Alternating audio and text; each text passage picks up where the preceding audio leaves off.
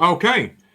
Our intro has not worked this week. I'm really annoyed. I've just gone to put a new intro onto our show and it hasn't happened. And what a mistake that is. This is the Care in View, the online health and social care platform, free to access to absolutely everybody. If you would just wait with us 1 second, you can see our new spanking intro. Did you just...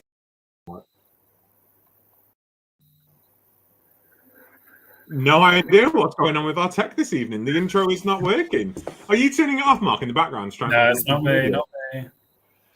We will check on what's going on in the background later on this evening. If you can't see our intro, it means you can't see our fabulous banner of all our new sponsors and also my updated photo. Every week we put the intro on and it's like a jump scare every time that big bald guy shows up on the screen and it isn't happening. What great way to finish off one of our last shows of March, Mark, with some technical issues. www.thecareinview.co.uk for all of our free resources, all of our podcast episodes, chat show episodes, all about our sponsors, all about our suppliers. Please do go visit that. Give us a like, give us a follow. If you're watching this on socials, you'll find us on Facebook, LinkedIn, Twitter, X, Twitch. Oh, you name it, we're there. Podcast is on Spotify, YouTube Music, Audible, which I discovered the other day, which I wasn't even aware of myself. We're on Audible, which is fantastic.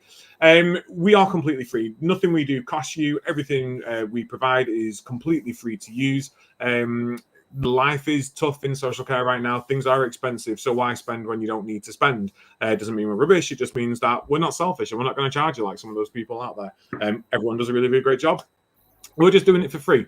And we can do it for free because we have got absolutely fantastic people in the sector supporting us every single day. They are, of course, our sponsors. So before we get into tonight's show, big shout out to our sponsors. We have got Prosperwell, the UK's leading digital marketing agency.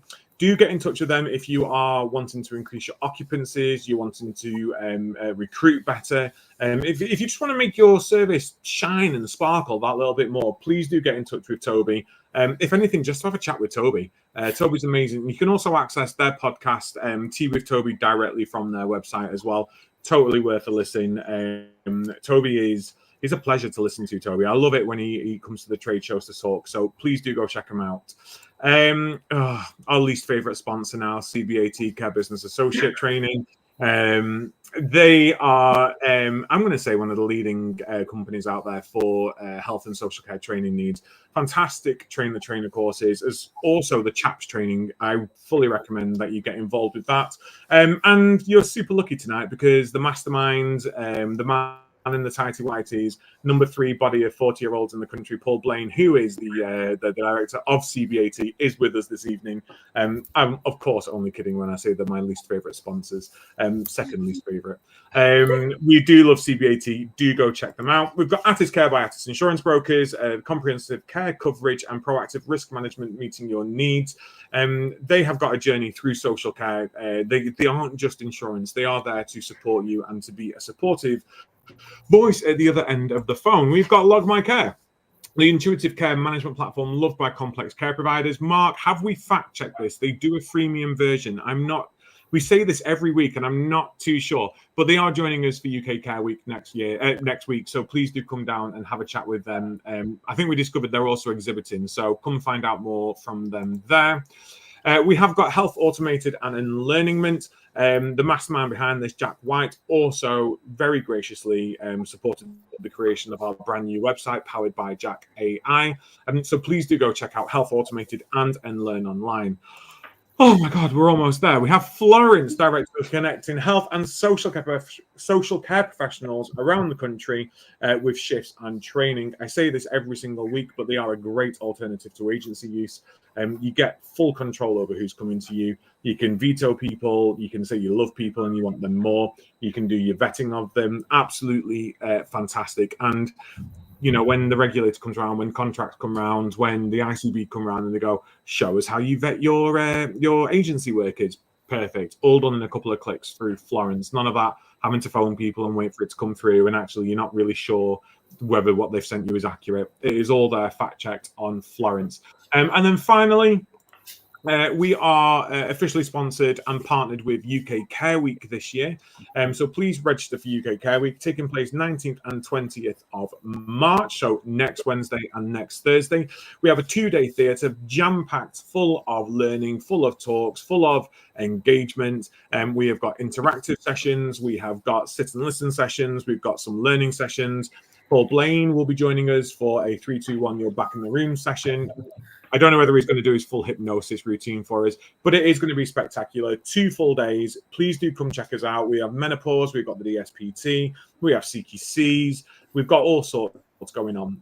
Catch up last week. You will see our full agenda there, but also follow us on socials. I believe all of our clips and banners are going out at this moment in time. Oh my God, Mark, that felt like forever to get through that intro, and I'm completely flummoxed because the video didn't work. And what people don't know is I was literally 5 minutes before the show uploading the brand new intro video, so I'm very disappointed in myself and I apologize. Good evening, Mark. How are you?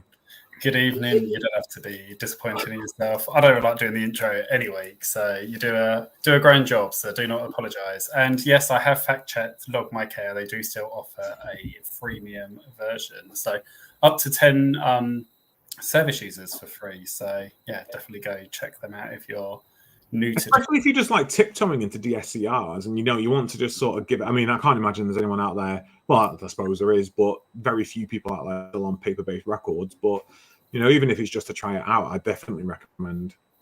No, absolutely. So, how's your week been? It's a week. Another week. No, it's been a good week. Every week's a good week. If you're breathing, it's a good week, isn't it? No, it's been productive. I've been doing a lot of data stuff this week, a lot of analytics, a lot of my actual big boy quality job. But actually, ironically, ready for this conversation, I've also been working on our competencies and training. So for those who don't know, I'm now acting training manager for my organization. I think I'm sort of absorbing the training role into the quality aspect.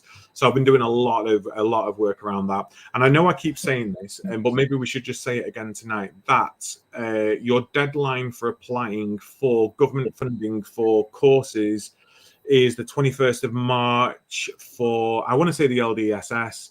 I do believe the LDSS will be continuing after that. Get yourself registered, get yourself on there, make sure your SWDSs are completely up to date.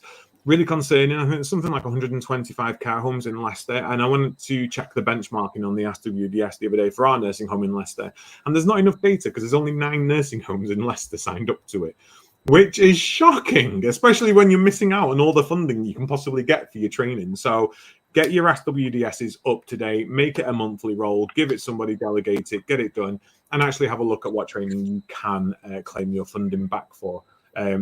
That's my way of trying to segue into tonight's conversation about competences and everything.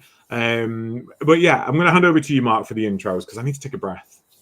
Yeah, no, thank you very much. So, yes, we're joined by all these fabulous guests. And I'm not going to do a round robin of asking you all to introduce yourself, but I thought maybe when it comes to you each talking, maybe you can just introduce yourselves there.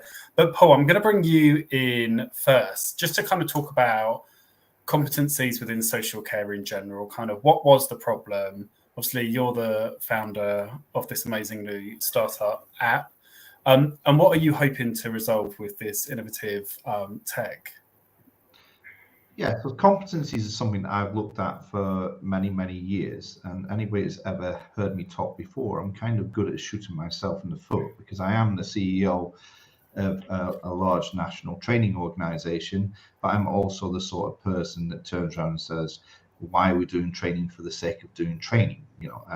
My mantra has always been, if you know the alphabet, then why do you have to go back into the classroom to relearn the alphabet?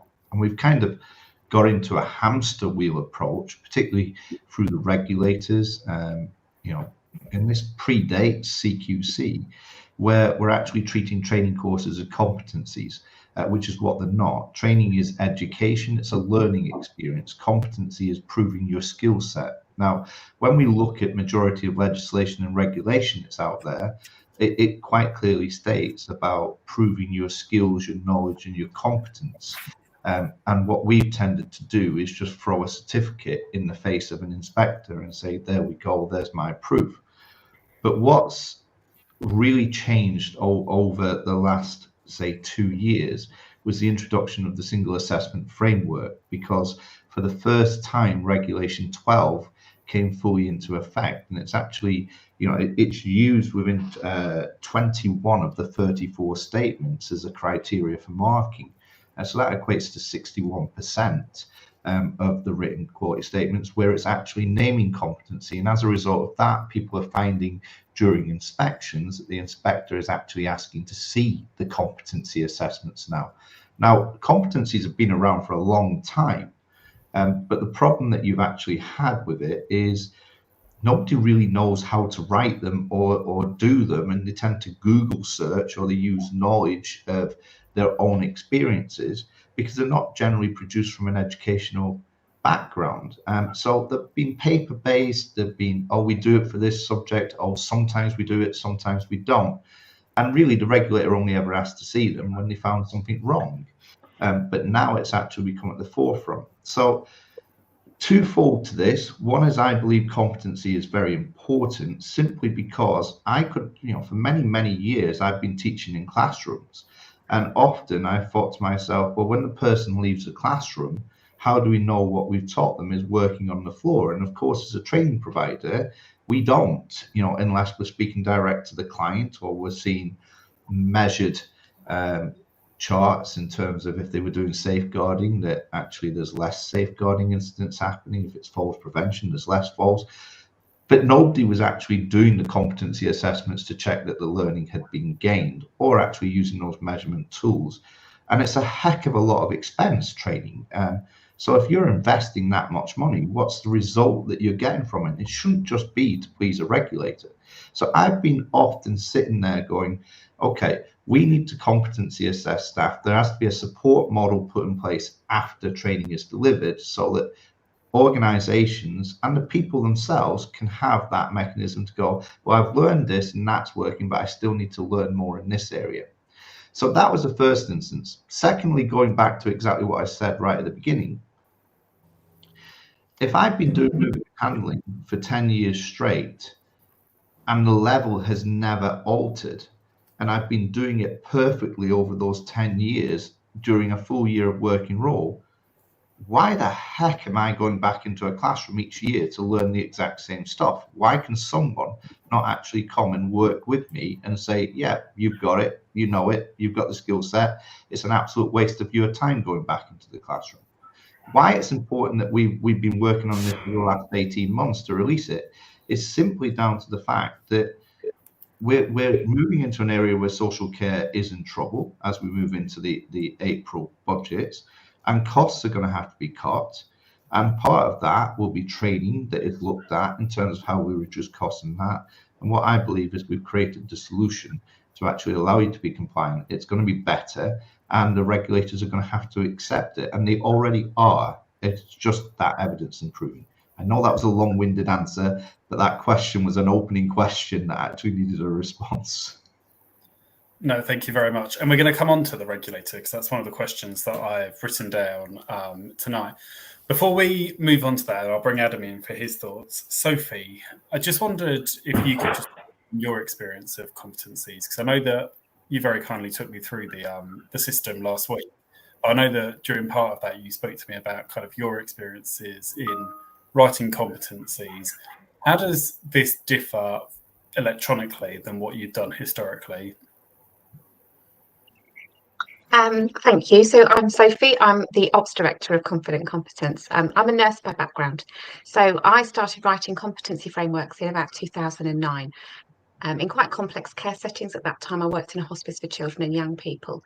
And we knew how important it was to be able to evidence that people had not just the knowledge, but the skills, the attitudes, the behaviours to put things into practice really safely with children and young people who had very complex needs and were very vulnerable. So it wasn't just knowing what to do, they had to know how to do it in the right way.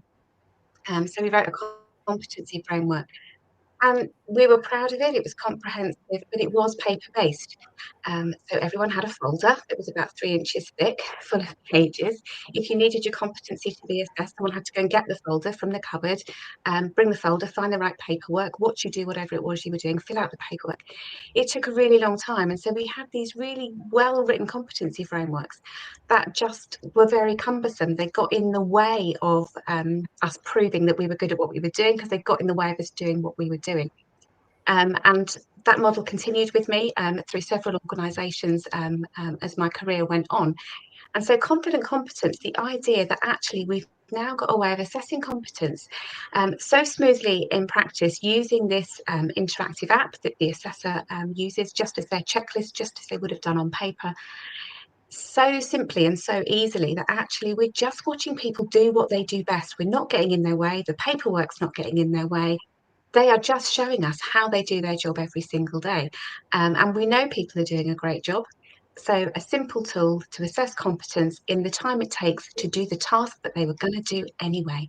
That for me is the game changer.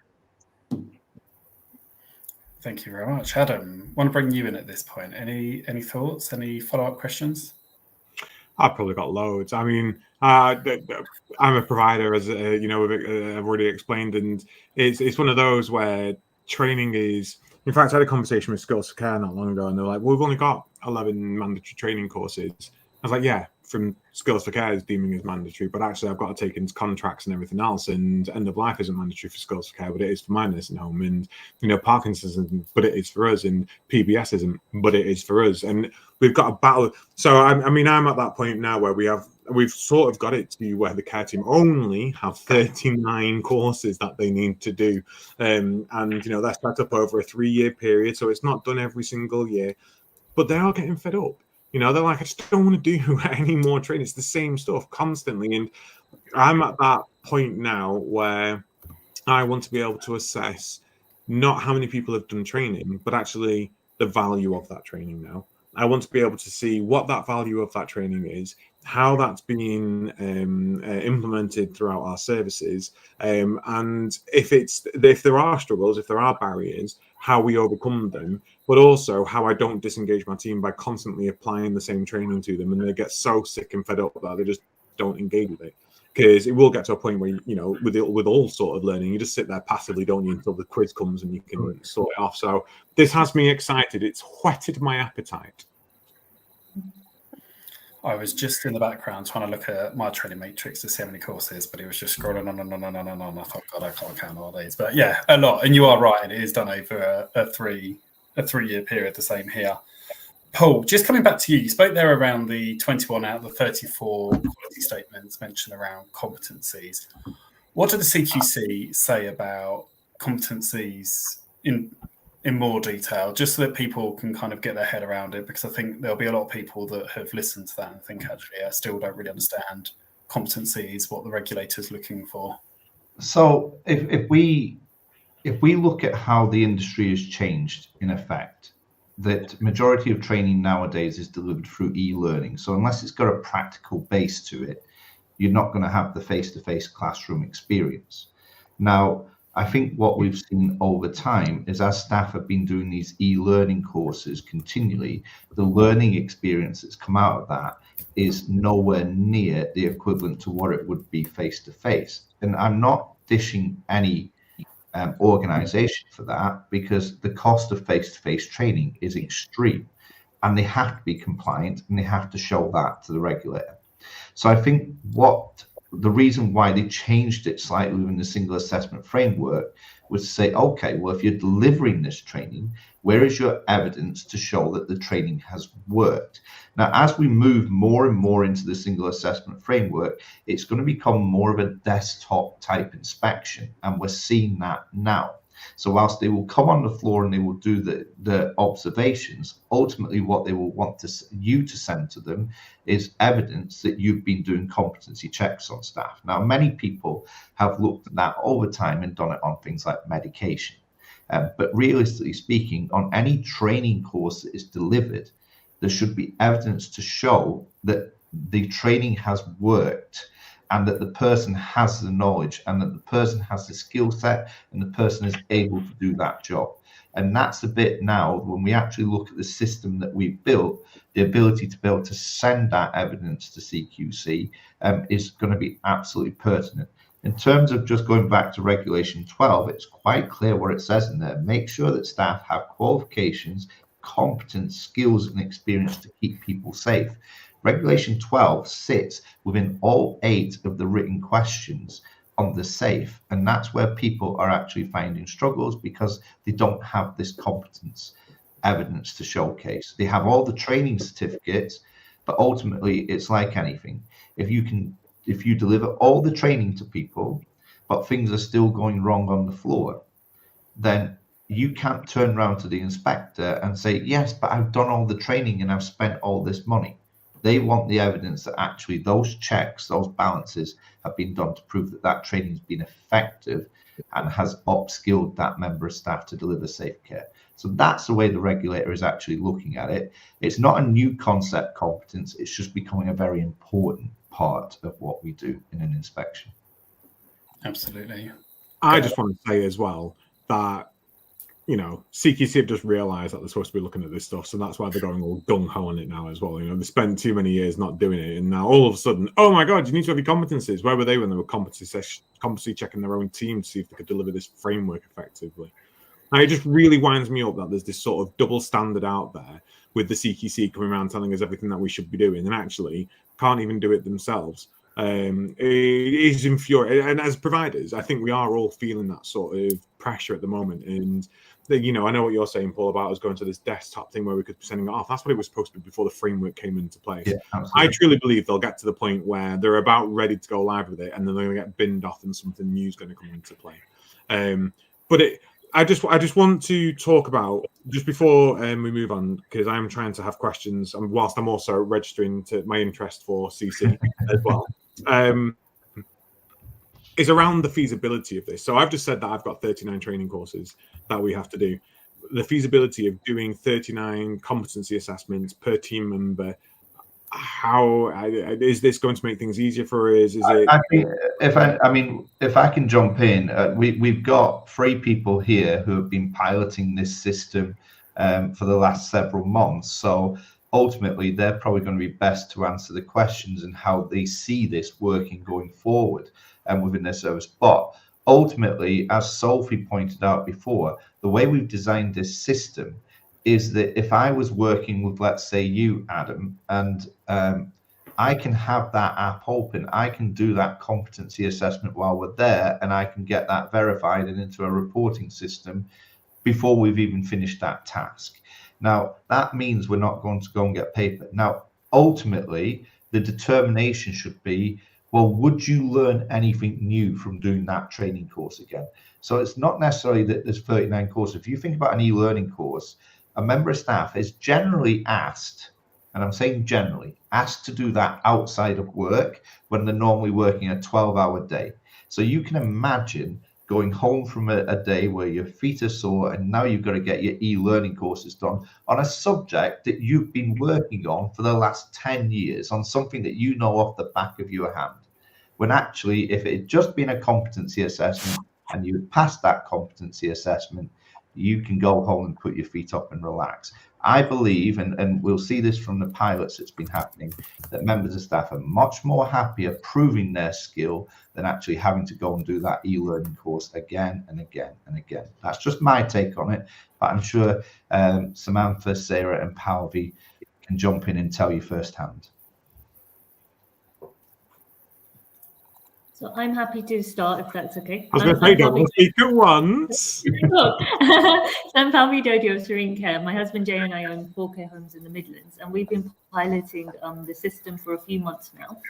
We're turnaround specialists, so from our perspective, we have quite difficult services that have a lot of challenges, and that's what we've been dealing with, regulatory issues and all of that. So the competencies has been something that's come up repeatedly. Historically, we did a lot of paper-based competencies, and I think that's what a lot of people in the sector have done, and that's what we've inherited over the time. But recently, I've been working with Paul to try this system, and it's made it really, really effective for us, because we have a lot of training, but what we find is a lot of our staff are good at clicking through and memorizing stuff, but it's only the competency that's really showing us where their performance is. And the good thing about this system is that it's actually very bespoke and specific questions. And if the staff member can't pass a specific part of the competency, you don't have to do the entire thing again. It's just that one little bit. And that's made a massive, it's just improved their learning, but also focuses it for us as managers about what aspect of whatever it is we're teaching them that they're struggling with. And that's been a massive win for us, actually. And something that we've been working with the regulators on, and they were really, really excited because they said, you know, if you do paper-based one, it's very repetitive, tick, tick, tick, tick, tick. But on the system, you can bespoke it, be a lot more person-centered. And that's been really it's looked a lot more favourably. Brilliant. Samantha, how are you finding it? Well, at first I was a bit like, oh my God, another system. I'm not going to lie, like the system's coming out of my ears. And being quite new still to the industry. So we registered with CQC in 2022. Point of registration, you've got every company throwing every sort of system at you saying, you know, you need this and you need that. CQC advised this and CQC advised that. And I ended up spending so much money on a lot of shit I didn't really need. If I'm completely honest, and I wasted a lot of money. So I was very skeptical, like when Paul and Sophie first approached me about it. But that being said, I'm dead impressed. So we're a domiciliary service in Hertfordshire. Obviously, all our care workers are on the field, so we provide half-an-hour visits, hours, living care, night care, day care, you name it, we do it. So in terms of sort of like turnaround and new clients coming in and constantly having to train new staff, or, you know, a care worker may leave a different agency and come over, the whole process for us was so long-winded. And again, kind of like Palvi said, you know, it was tick box, you know, they don't go on to e-learning, it's next. I'm guilty of it myself, where I even used to take photos of the screen to try and memorize the questions and the answers, just to speed up the process. And I didn't really learn anything from it. Fast forward to now, the feedback we've got from the team is so positive. So from a management point of view, we are saving a shed load of money. We're not printing all of these papers off. We're not having senior staff members come to the office, grab the papers, go out, deliver them, get the results, bring them back in, put them on the system, track the results. The CC does the whole thing, which is brilliant. And the fact that obviously it is a mobile app and the girls can go out with tablets, or guys, it just speeds up the whole process as well. Equally, from a staffing point of view, they're actually loving having more interaction with the management team and the senior team, so actually seeing them on the field. And equally, from our point of view, we actually get to see firsthand the great work that does go on the field. And we get that feedback from the service users as well, which equally kind of goes hand in hand with the quality assurance aspect as well. The fact that you can obviously make your own forms and bits and pieces on there is a game changer. So we're actually using it to do sort of spot checks as well out on the field, which again has been another win for us. And a long story short, we're saving a shed load of money. So I will not be giving it up. I think it's brilliant. I think it's genius. And I can't wait for part 2. So yeah. It's all sounding very exciting. This is getting me excited. It's getting me, and we're okay sharing the website now for people to register their pre-interest. Yeah. But definitely get yourselves pre-registered. Find out more about this. Get in line behind me, though, please. I'm there first of the queue. Sarah, you're obviously a different kettle of fish. You're a much larger organisation. Do you want to just give us a bit of an introduction to who you are, where you're from, and how it's benefited you? So I'm Sarah Willett, so I'm one of the operations directors at Abbey Healthcare. So we have around 1,400 staff and we're spread from Dover to Scotland. So geographically, we're pretty spread out. Yeah. So we've worked with Paul for a number of years on various projects. CBAT provide all of our face-to-face training, things like our chaps training, our train the trainers training, as well as business consultancy. And I think the thing that we had noticed is the disparity between 100% training matrix and actually the skills that our staff have to deliver that care. And I think CQC and our regulators are far less interested now in our training matrix and actually what is the lived experience of the people in the home and what is their experience around our staff competency.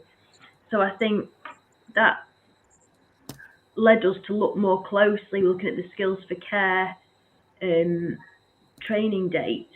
And it's just quite surprising, some of the frequency around when our training actually needs to be delivered. And it's a lot further apart than you might think. So then you tie that into how do we know what skills and competency our staff members have. And I think that this particular tool is marrying that up. It's marrying up the training that's being delivered, but how is that actually embedded? How is that understood? And how do we assess that that is actually understood and embedded within the care home, rather than something on a matrix that says 100% training up to date? And I think one of the things that the teams have most enjoyed, we've piloted this in a number of our homes, is the fact that we can delegate the competency assessments, not necessarily to the people that you might think would do them. So this isn't necessarily a management task. This isn't necessarily the clinical manager's task. This is something that we can get very enthusiastic team members who've got really good knowledge around the training within the care home and around the levels of care that should be delivered. And for certain competencies, that can be assigned to them.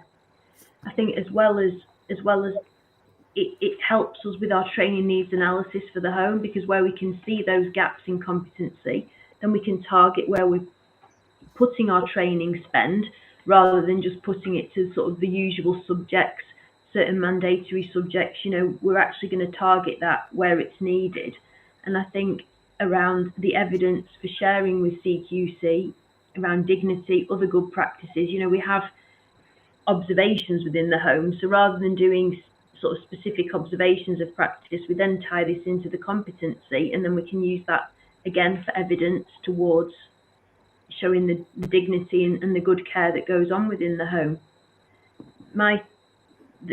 Our teams that have piloted this have really enjoyed piloting it, and it's something that they really want to continue. And when you actually look at then perhaps reducing the time period between some of the mandatory e-learning, then your cost savings on things like that marry up to then going ahead with a product like this. And it's far more likely that you're going to get a really positive outcome, because rather than just a tick box training completed, we've actually got training and competence. And it's funny because this sort of led me, you're looking at what is your definition around competence. And I was looking at these before tonight. And competence is the ability to do something successfully and efficiently, and that is what CQC are looking for. But that's also what the people we're looking after want. They want us to be able to do something successfully and as efficiently as possible. So this has been a very easy to use tool, but it's one that the team have really enjoyed using as well.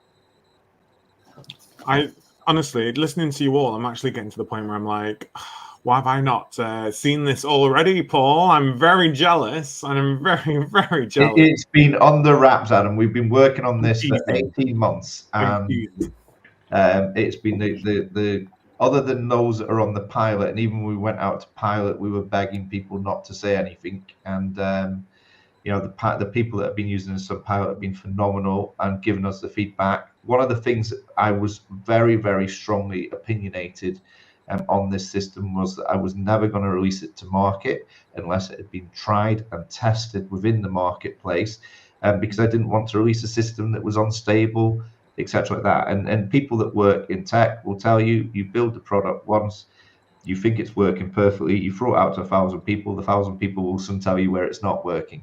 So whilst this went out to pilot for 6 months, we had 6 months of feedback coming in, bugs that needed to be fixed, amendments that we were doing to the system, and it's only now that we are ready to go on the I believe it's the 18th of March. Bang, it's available.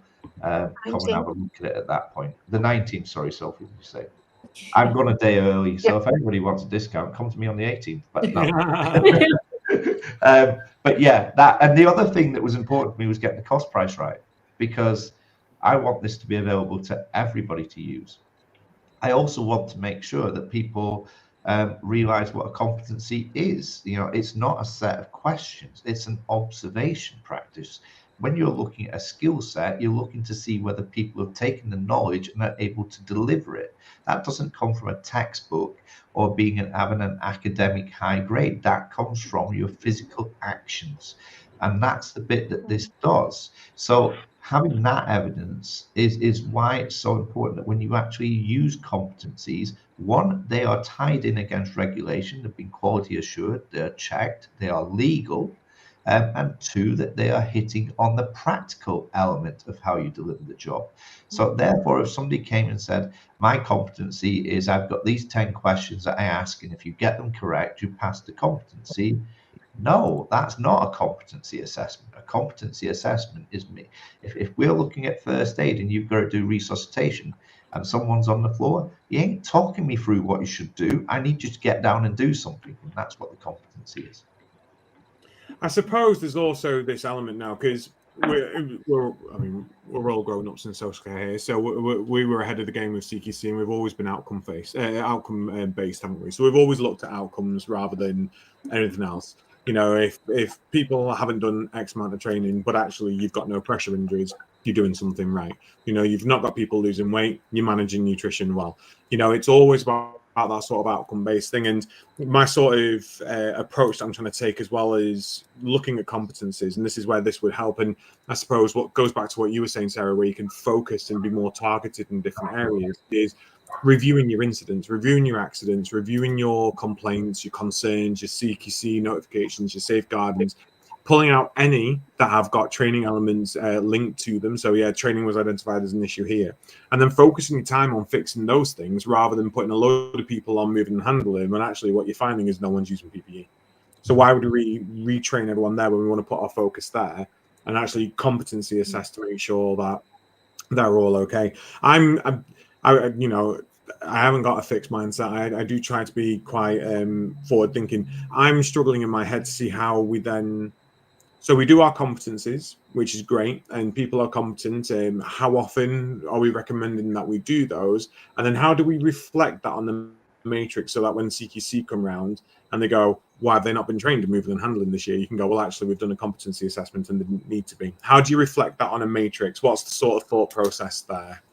I think we built our own matrix for competency. I just want to first of all separate training and competency, just separate them for a moment. Okay, so if we looked at a pyramid effect, the bottom half of that would be your education. So in other words, if I don't know the alphabet, someone's going to have to teach me the alphabet. But for the rest of my life, once I'm taught that, all I need to do is say the alphabet back to you, and that proves that I still know the alphabet. Now, that's a simple way of looking at it, but competency sits on the top. So I want to just make sure that we are not using competency for the simple fact to override training.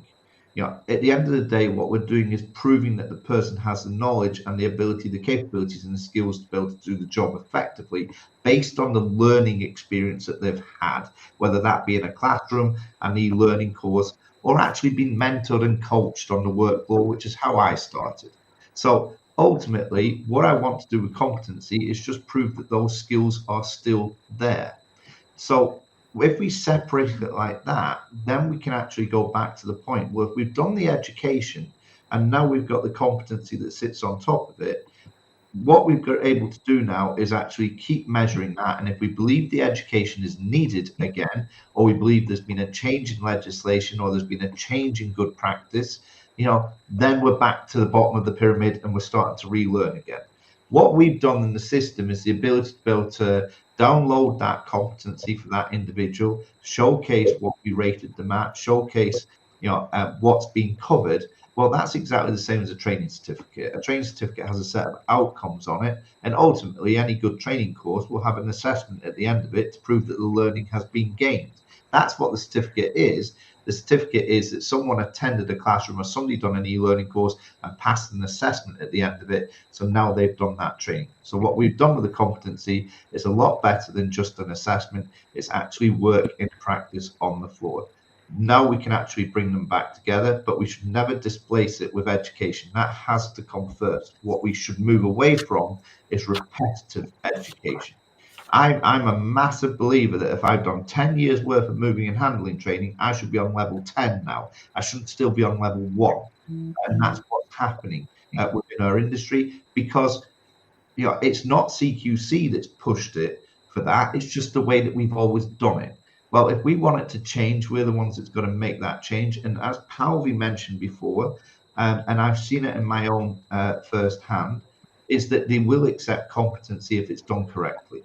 They will accept it if it meets the criteria within changing, and they will accept that it's actually better than sending someone back to a classroom continuously. So I'm not for this. Let's just do the same end assessment that we've done before. This has to stand alone. It has to be robust. It has to be quality checked, and it has to be separated from learning because you're proving a skill set. And CQC will adopt that model as they are doing already. It's just no one's ever pushed the boundary out to say, no, this is the right way to do it. Ultimately, Adam, what on earth do we think a refresher training course is? What is a refresher training? Come and prove that you can still do it. It's exactly the same thing. I think Sophie was going to jump in there and shut me down. So if you were, I apologize. Well, I was really trying. I was just really building on what Paul has said. This is about having the opportunity to blend your training and competency matrix so that you're taking a person-centered approach, both person-centered in terms of what your staff need to be able to do and be confident in, and also around the residents and people that we support, so that we can build a skill set around those people that meets the needs of the people that we are looking after on a day-to-day basis. There are so many competencies that we are building into the framework where we actually don't really have statutory, mandatory or legislative guidance about how often we need to refresh that training. So how often do I need to refresh my ability to adjust the thickness of foods and my understanding of the IDSI framework? Anyone going to, who's putting a number on that for me? So we're trying to build our training matrices to meet the needs as best we can, based on how long we think we can remember things. Can we hold that information for 3 years? Can we hold it for 2 years? How many times do I need to refresh that through my career? So when we're talking about competency, what Paul's saying is we've got an opportunity here to say, actually, I need someone to be able to know how to do something, and how are they going to prove that to me? Are they going to prove that to me by whizzing through all the slides on the e-learning and hoping they can answer all the questions on the assessment in 5 minutes and pass it, tick the box, and are good for another 3 years? Or can I just watch them make Mrs. Brown's dinner and then I will know whether they've still got a good understanding of the IDSI framework? So I think it's about being able to take a blended approach, one that flexes, which we are really good at doing in health and social care, flexing to the needs of our services and our service users. So a training and competence matrix that is really flexible.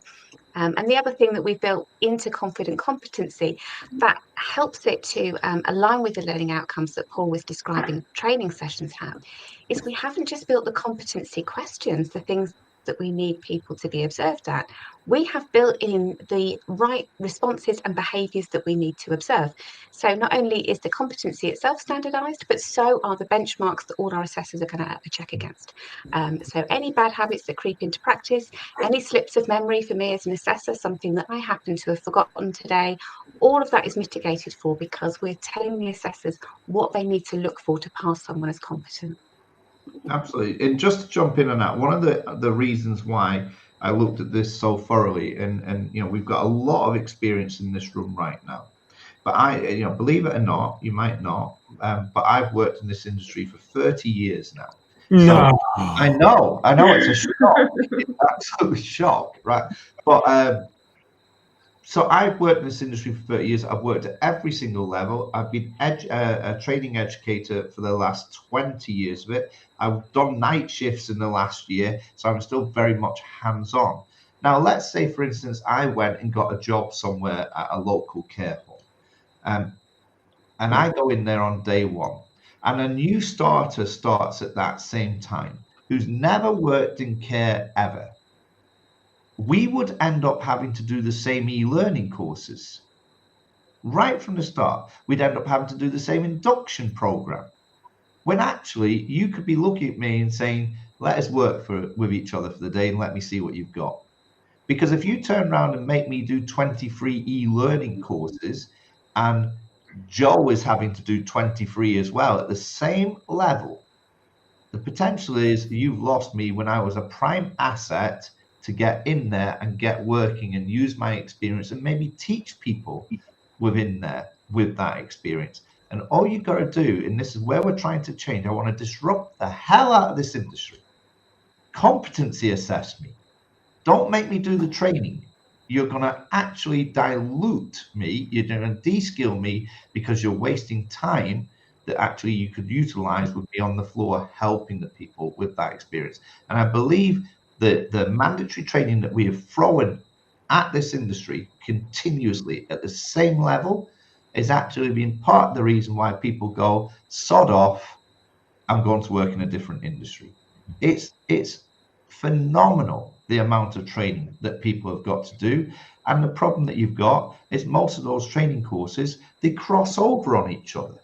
So not only you have to do a health and safety course, but now you've got to strip it out and do a one on COSH and one on fire safety and one on working from heights if you work at heights. And you're like looking at it going, but I've just done all that in that training course.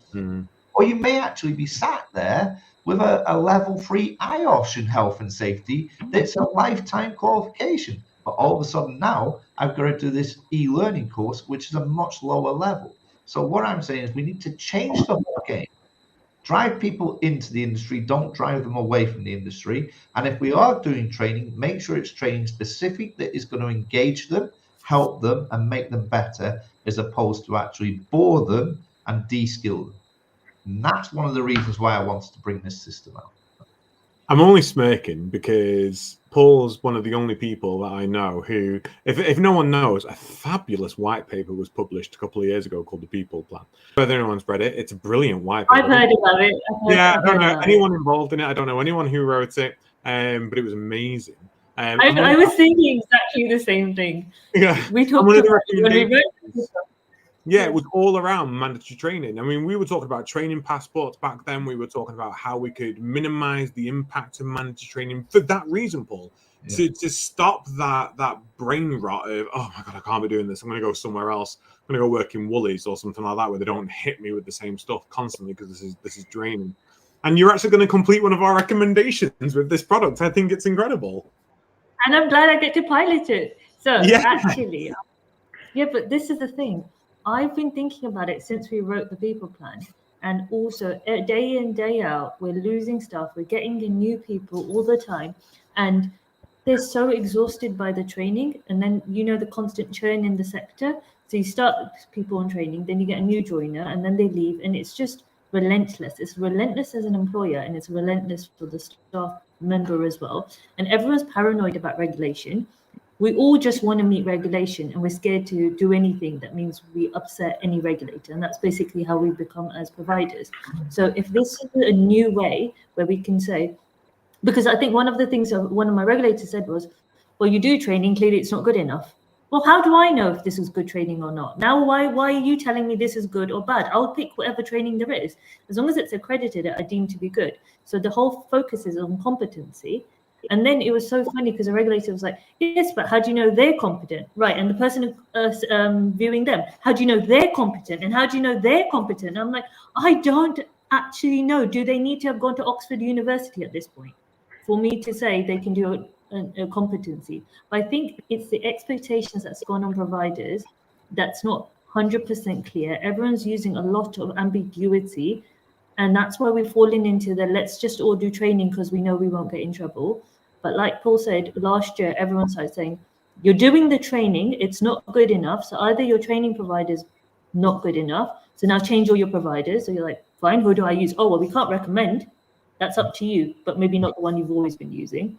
So now we're worrying again that we're using the wrong style. Is it e-learning? Is it in person? And it's all that blended approach. And now, with the competency assessment, it's really helped me focus that and say, some people learn by being talk to on premises. Some people learn by e-learning. It's the fact that we all have different styles, and it shouldn't really matter what style it is, because I learn differently to the way you learn, but the competency should just be universal.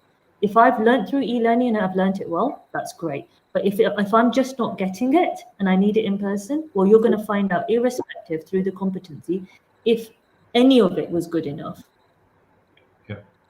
Yeah. And I think those prompts on the competency as well, so that people know what they're looking for. Yeah. Because I mean, that's another issue, isn't it? You have a paper competency and people are ticking off, are they competent, yes or no? Well, based on what are we saying that people are competent? So having that competency and that framework to work around, then people know what they're looking for. And we all need to be reminded what we're looking for. You know, it's... I think as well, Sarah, on that point, it was so important for me to actually really home in on the domiciliary market, so Samantha's sector, because what you tend to find in the domiciliary market is people build things for residential and nursing homes because that's the big market, and then sort of like try and fit this square peg in this round hole and say, oh, it's for domiciliary as well. But actually, to me, it was actually more important for the domiciliary market to understand competency and to have a system to use, because your managers, you know, they are there on service on site and they have their own eyes to be able to see what's going on, and they should be able to naturally know whether something's working or something's not working.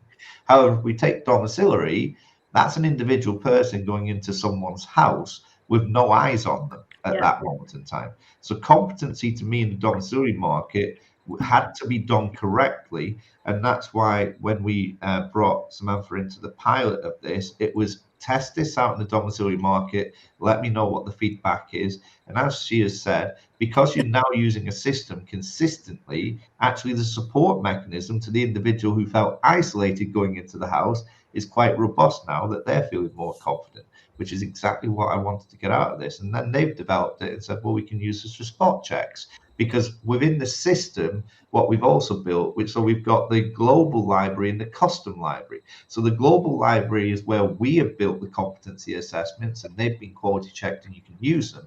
But actually in the custom library, there's the ability to build your own. And that once you've built your own, you can use that across your organizations. And it still works for the app and it still works into the reporting system that comes. So you can actually use this product where you're using her competencies, or you can use this product where you put your own competencies into it, and now you've got a system that will do all the tracking and tracing for you. And within domiciliary, what you're going to find is they will have to bespoke a number of those competencies that they do because of the complex and individual cases that they have. So I don't know whether Samantha wants to actually come in a bit more, but we've worked very hard with the domiciliary market to make sure that the product actually suits them as much as it does any other part of this industry. Yeah, that's the biggest part of it. Obviously, like you've said, being domiciliary and not having eyes on all your staff at every moment of the day, it comes down to trust and actually being able to go out and see what they're doing, seeing the actual service user at home as well on a regular basis now, not just on a basis of a standard care review, but actually seeing them almost on, you know, a weekly or a fortnightly basis.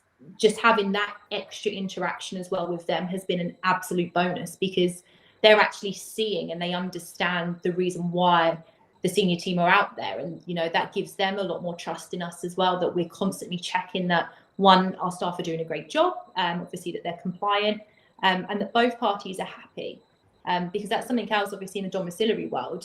You know, you can send the carer into a client, but how are you actually monitoring as well that the rapport is still there with both parties and it's actually working, and it's not just a case of us putting somebody on a rota and just letting them get on with it. So that there's so many different pluses to this outside of just the fact of it's about competence, because for us it's a lot more than just that. You know, it's brought staff and clients and us as a management team a lot closer together, and you know, you can't buy that. The fact that it's really cheap anyway is a bonus, but the added personal touches to us have been phenomenal. But I think, sorry, just I think that is a very important point that you just made there, Sammy, because ultimately what's occurred, what we're trying to force the change with here is to put an emphasis on competence. Forget about CQC. If you're a CEO, you're a director, this is your business. Yeah. So ultimately you want to make sure that if you've done any investment into staff education, that it's working and it's driving your business forward. Now, what was happening previously, a lot of services weren't doing any form of competency checks. But actually, now that you have a system where you can pre-program it and you can put in the dates that competency assessments are going to be done on staff, the staff can download their own app. They can see the competency that's going to be done on them, including what areas are going to be competency checked on. You've got the assessor with their part of the app that actually can see what competency is being done. You're now moving the emphasis where it's forcing you to have to do competency, and ultimately with that comes all the fantastic stuff in terms of that extra support, that understanding someone. It's like a supervision at the end of the day, where you're actually going out and you're saying to member staff, let me see what you can do, and the areas where you're not actually doing brilliantly well, you need to upskill, let's actually look at a different way, as Palvi said, to train you in that area. And some of that may be one-to-one coaching, some of that may be bodying.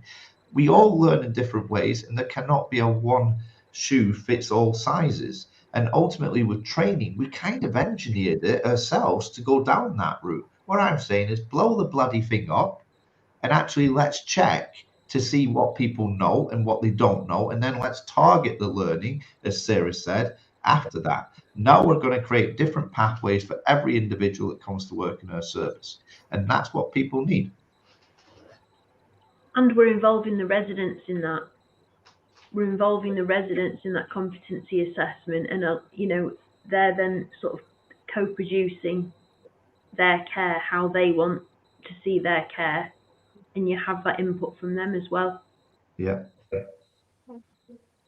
And then we're having conversations about competence in the workplace all of the time, holding each other to account for the standards that we do our work, the quality of it, and that is a really powerful thing, to suddenly have a tool that is helping us to embed a culture of competence and have conversations about the quality of care that we're providing.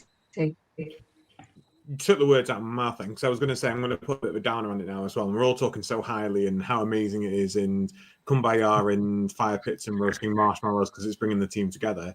But actually, also, we do have in the whole of social care, we employ 1.6 million plus people. You know, there are going to be rotten eggs out there. We do have people who will go, yeah, I know how to do it, and shows you, oh, look, I can do the perfect thing. And the next thing you turn around and they're drag lifting someone. And you go, well, you've literally just shown me you know what to do. And now you're not working as trained. And I can't say it's the training because you've just shown me on the competency how to do it, and you're not doing it now. So goodbye. This is obviously a willingness of not wanting to work effectively and safely. You obviously do not care enough to work in social care in that capacity. So it's a really clever way, you know, for the competencies to be able to weed out the people who are just too lazy to do what they need to do. Because, Adam, that happens in classrooms. I show someone how to do something, they do it perfectly. Then they go onto the work floor and they take everything they were shown and they go back to the way they were doing it, right? When they're challenged, they will turn around and say, well, I wasn't shown that, or the trainer never went through that, when actually the criteria was there that you did. But ultimately, you've got a certificate to say that this is what was taught. What has never been there that's allowed you to actually really go after that member of staff and hold them to account is the fact that there was no competency evidence. Now, if I was working on the floor and I'd done a competency assessment on someone and they did it absolutely perfectly well, and then the next time they're not doing it right, they can get held to account right there that very minute because they were doing the correct practice in live action and now they've chosen not to. So when it comes to your disciplinary action, there's so many people actually get away with what you've just said because there's no evidence to back up whether that's the way they were taught or not.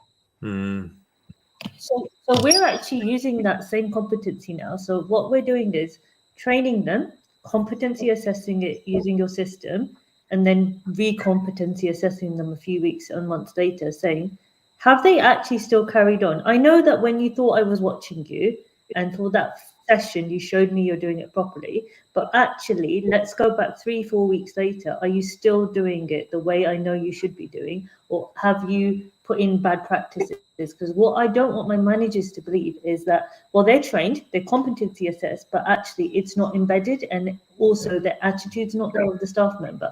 So by redoing that competency, which is a very quick way of doing it, we're actually checking, will our standards drop? Because we feel as owners we're doing everything, but actually if that attitude of the worker is just not there, and they're not willingness of maintaining the standards, the training, the competency is not there, I need a quick way of checking, will my home be going down? Yeah, absolutely.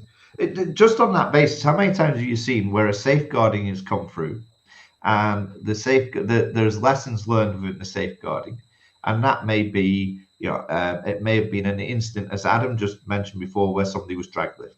So all of a sudden now the safeguarding has been substantiated, and in the lessons learned, we actually write into the document that we will do training for everybody in moving and handling again, right? Actually, why can't we competency assess them and find the ones that aren't doing it correctly through the competency assessment and just train them? Why are you targeting me when actually I've never done drag lifting? And that's the bit where we actually need to be able to go back to people and say, okay, we are going to competency assess all the staff in this area and find out who needs to be retrained and who doesn't.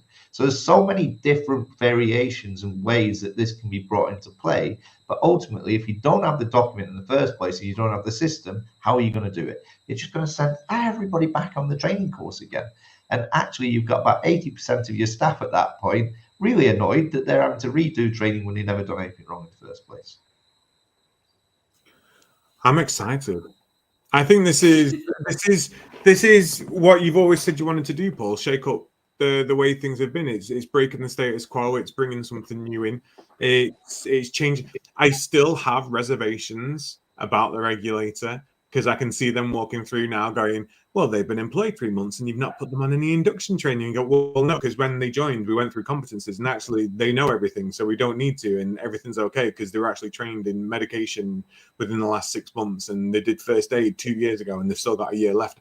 It's actually, we don't need to do that. Yeah. And I the only reason I say this is way back in the beginning of the pandemic, or even just before, actually, I'd started with John's campaign, Julia Jones and all of that, and we were bringing relatives into the home. They were supporting their loved ones.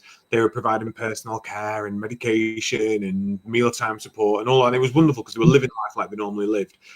And I remember talking to a CQC inspector who went, you're doing it because you're short-staffed, aren't you?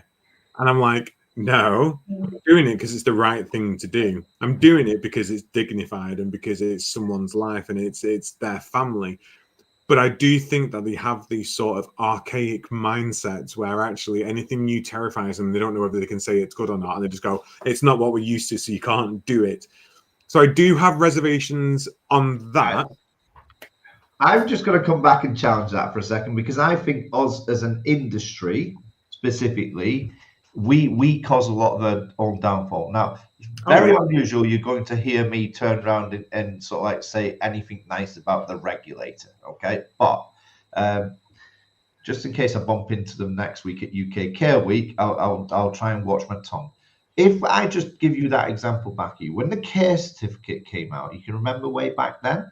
Yeah. Now, ultimately, the care certificate was designed and it was done through Skills for Care. And basically, anybody new coming into the service had to do all of the elements of the care certificate. I believe there was 15 of them or something like that. But anybody that had experience of 2 years, there was an assessment, a competency framework assessment designed to take those people through that and identify the areas that they needed to be done. Now, all of that was endorsed and accepted by the regulator, accepted by the government, yeah, designed by a government quango. What did we do as an industry? We banged the care certificate into our induction program and made every single poor bugger do the care certificate when he first started, instead of following the guidance that was there. The guidance on competency has always been there, but as an industry, we've taken the easy route out, the simple route out all the time of saying, just do the training, and then it's done. So when we talk about tick box exercise, it's not the regulator that's made us do a tick box exercise. It's us as industry that have actually taken that choice. Now, what I'm saying is the reason they didn't do that is because there was no robust, consistent ability to get your hand on a set of competencies to track and trace it. But what I'm saying to you now, from the 19th of March, there is. So get signed up to that website, have a look at this, and I think you'll find that actually it's a system that you want to bring into play. Just before I come to Mark, I love your sale pitches, Paul. You're a master of them. Just before, Mark, I come to you for final thoughts before we close down. 19th of March is obviously UK Care Week. So are you bringing it to UK Care Week and showing people there? Or yes, we have a stand at UK Care Week, and we are, day one is a launch day, and we've got the lovely Palvi and Sarah joining us for a panel discussion as well there. So ultimately, that is our official launch day, and we'll be able to demonstrate the system to every single person that actually walks through those doors if they want to see it. Exciting, fantastic. Now, I'm not saying that you should subject Paul to this, but if you are going to go around and look at any suppliers at UK Care Week this year, please do make sure you come down to the Care and View Theatre first to collect your exclusive supplier checklist guide. We are on limited numbers of them, but do your vetting. Make sure that you're selecting suppliers that are going to do the right thing for you. Make your partnerships work for you. Quite excited. We partnered with Radar for that, so please do come down and pick it up and then go around and ask Paul all these really difficult questions and watch him squirm. No, he won't, because Paul's amazing and they'll have all the answers for you. Paul, I think it's an amazing product. I've not even seen it yet, and I think it's amazing. I can't wait to have a look and get my hands on it. Mark is getting real trigger happy with the banners tonight. Mark, final thoughts from yourself. Helps if I'm not on mute. I've really enjoyed tonight and learning more and listening to Palvi, Sarah, Samantha, you talking about kind of your experiences as providers. Obviously, I've seen the system last week and Sophie ran me through it. And I think for me, I love the fact that actually, if you're a service and your time poor, you can just use this system. You can implement the audits that you know have been tried and tested, quality controlled. But actually, if you want to take it that step further, you can go in and you can personalize it. And I think, Mark, you're not in front of your microphone. I'll move. Is this better? I've no idea. I'm putting my old learning disability manager hat on, and there were so many competencies that the regulator was meant to check as part of that actually they never checked anyway. But it was the peace of mind that we were getting district nurses to competency check our staff. Actually, being able to use this is something that actually providers and definitely the learning disability sector, I think, will grab hold of.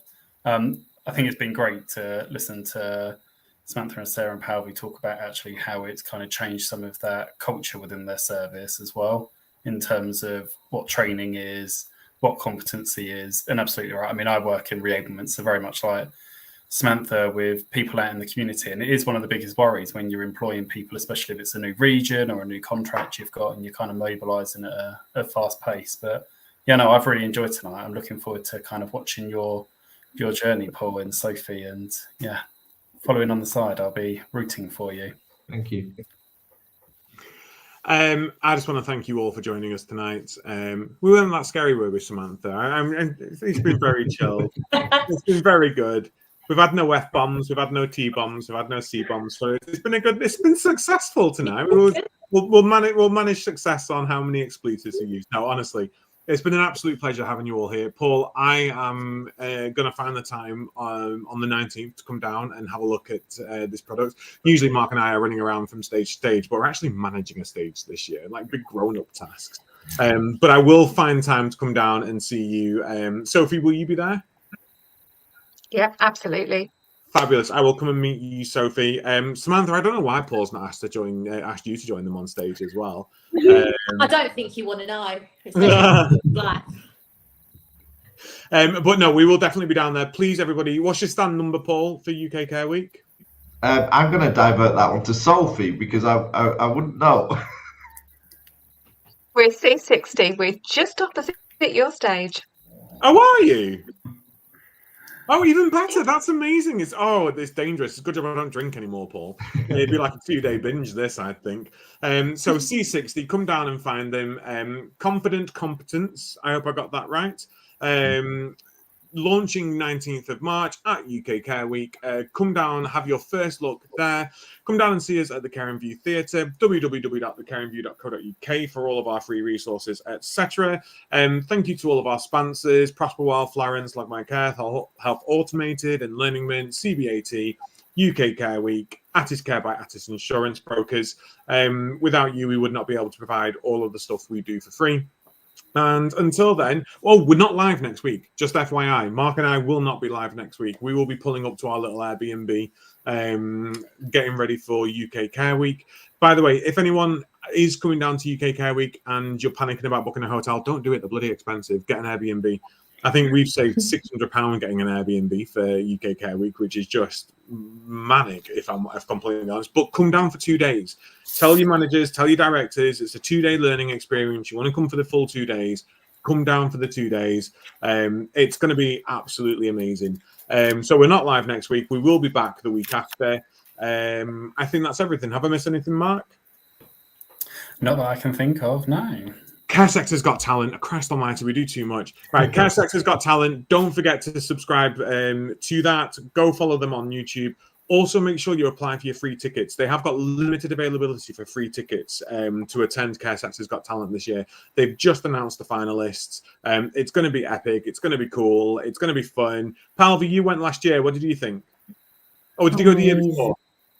The year before, because I brought my little ones who just couldn't stop singing, and yeah, it was such a family event, and they love it, and we loved it. It was so good.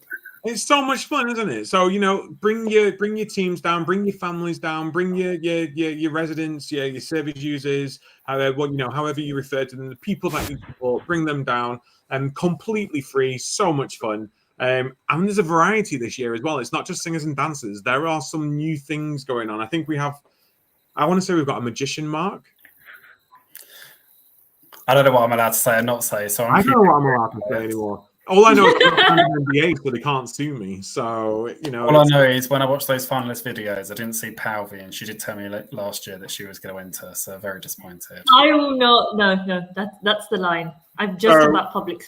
Palvi will be submitting her entry next year, which is going to be the spoken word in poetry. So we look forward to seeing that, Palvi. Right, everyone. Until then, we will see you at UK Care Week live for 2 days. And then if you're not going to be there, which I'll be very disappointed if you're not going to be there, we will see you the week after when we are back. So thank you for watching and take care. See you later. And the outro video is not working either. So I'm just going to hit end stream and do the news where I tap my papers until it goes off.